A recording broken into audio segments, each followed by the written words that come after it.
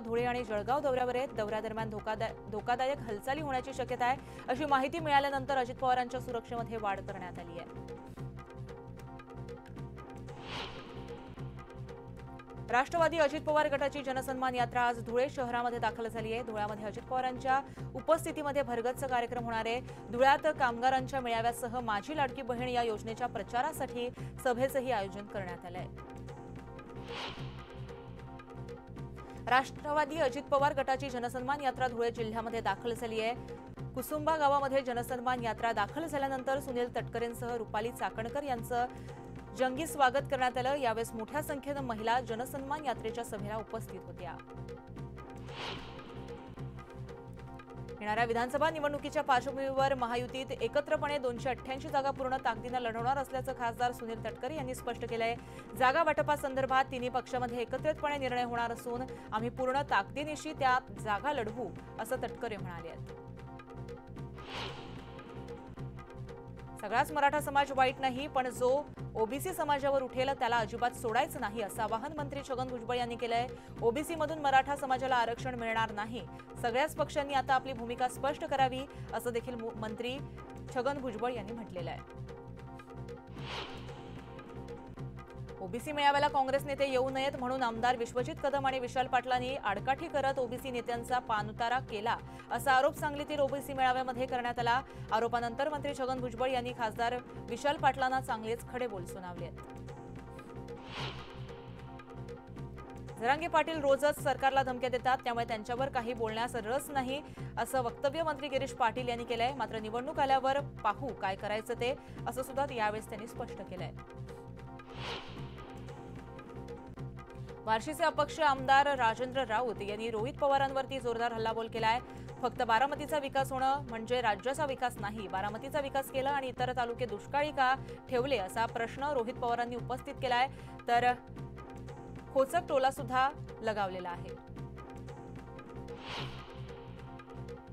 सोलापुरात काँग्रेसच्या जनसन्मान यात्रेला सुरुवात झाली आहे। काँग्रेस पक्षाकडून इच्छुक असणाऱ्या नगराध्यक्ष मिनल साठे यांच्या म्हाडा विधानसभा मतदारसंघातून जनसंवाद यात्रा जाणार आहे। राष्ट्रवादी शरद पवार पक्षाच्या बालेकिल्ल्यावर काँग्रेसनं दावा केला असून काँग्रेस पक्षाकडून मिनल साठे यांनी उमेदवारीची मागणी केली आहे।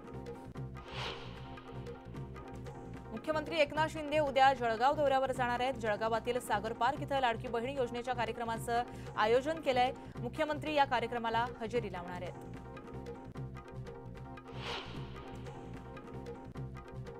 राष्ट्रवादी अजित पवार गटाच्या महिला प्रदेशाध्यक्ष रुपाली चाकणकर यांनी लाडकी बहीण योजनेवरून विरोधकांवर जोरदार टीकास्त्र डागललंय।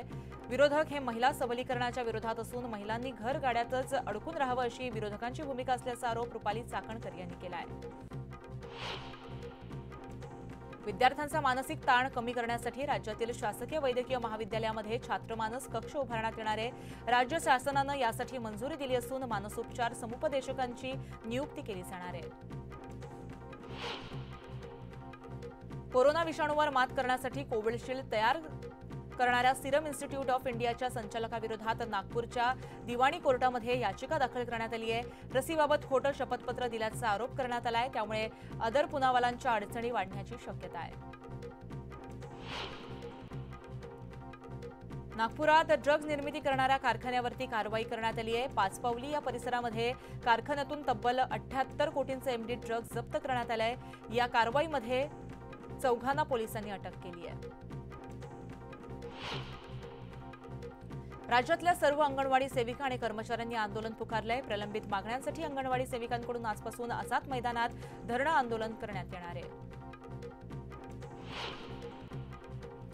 राज्य सरकारनं सुधारित राष्ट्रीय निवृत्तीवेतन योजना जाहीर केली आहे। मात्र 8 महिने उलटूनही शासन निर्णय जारी केला नसल्यानं 29 ऑगस्टपासून पुन्हा बेमुदत संपाचा इशारा राज्य सरकारी, निमसरकारी, शिक्षक, शिक्षकेतर कर्मचारी या संघटना समन्वय समितीनं दिला आहे।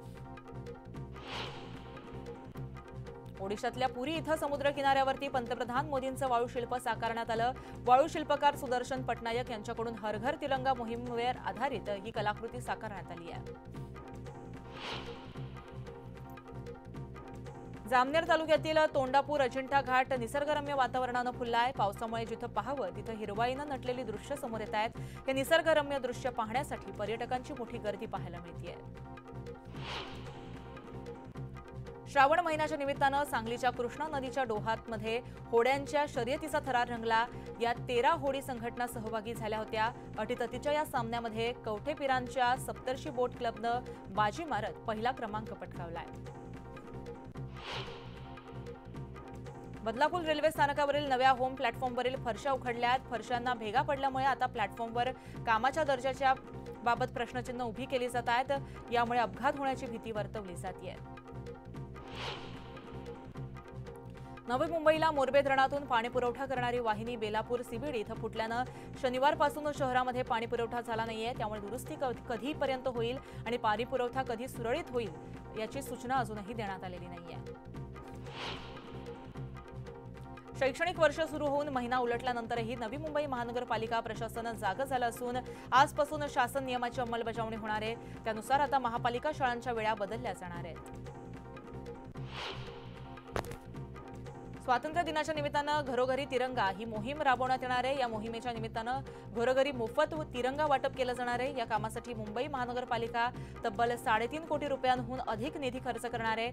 महानगरपालिकेच्या 24 विभाग कार्यालयांचा प्रत्येकी 12 लाख रुपये निधी दिला जाणार आहे।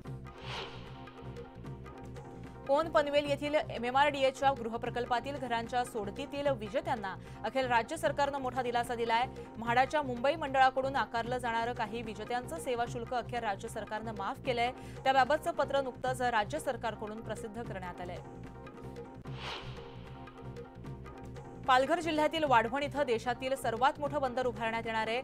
समृद्धी महामार्गावरून वाढवण बंदरावर पोहोचता यावं यासाठी MMRDC या महामार्गाचा विस्तार करण्याचा निर्णय घेतलाय।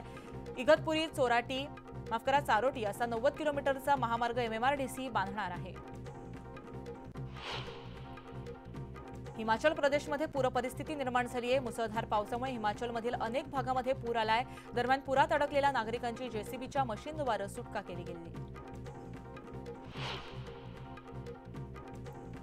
गुरुग्रामलाही मुसळधार पावसानं झोडपलंय। या पावसामुळे शहरातील रस्ते जलमय झालेत। साचलेल्या पाण्यातून वाट काढताना वाहन चालक आणि नागरिकांना मोठी कसरत करावी लागत होती। प्रशासनानं नालेसफाई न केल्यानं पाणी साचल्याचा आरोप नागरिकांना केलाय।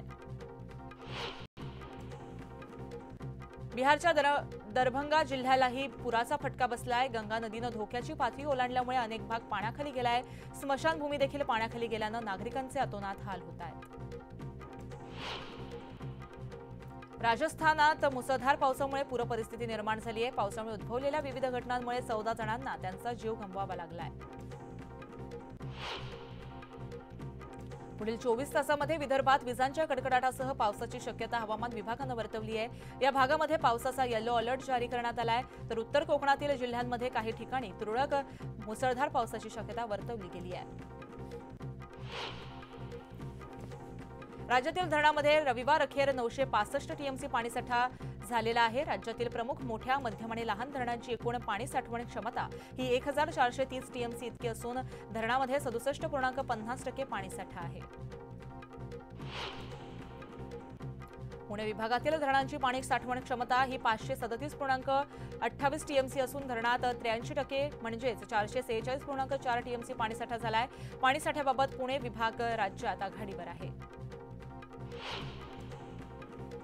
विदर्भातील काही जिल्ह्यांमध्ये हलका ते मध्यम स्वरूपाचा पाऊस बरसतोय। सिंचन प्रकल्पांच्या पाणलोट क्षेत्रामध्येही चांगला पाऊस झाल्यानं जलसाठ्यामध्ये वाढ झाली आहे। सध्या विदर्भातील 6 मोठ्या प्रकल्पांमधून विसर्ग सुरू आहे। विदर्भामध्ये एकूण 26 मोठे प्रकल्प आहेत।